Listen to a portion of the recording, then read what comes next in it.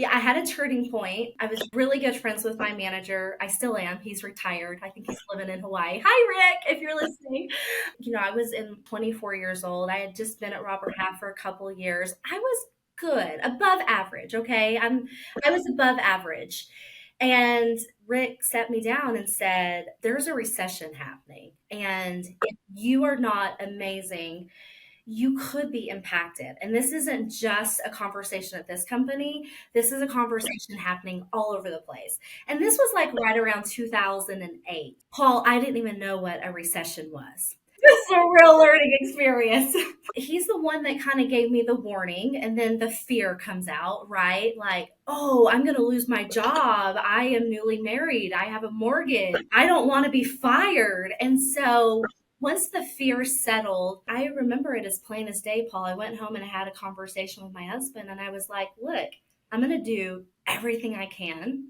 And if it still happens, then there is no regrets, but at least I can say I did not leave anything on the table. I'm going to take it. And that way, if it happens, I'm going to be like, well, there's nothing I could have done differently. I brought exactly what I could bring every day. I kind of turned into a different person. And I think a lot of people there saw it in me.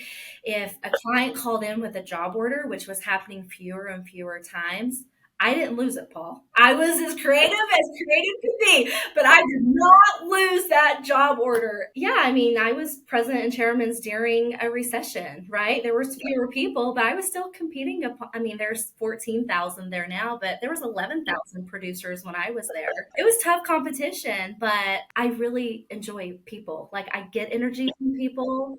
And so if they're going to give me an opportunity, a lot of people in recruiting always feel like their purpose is they help people find jobs.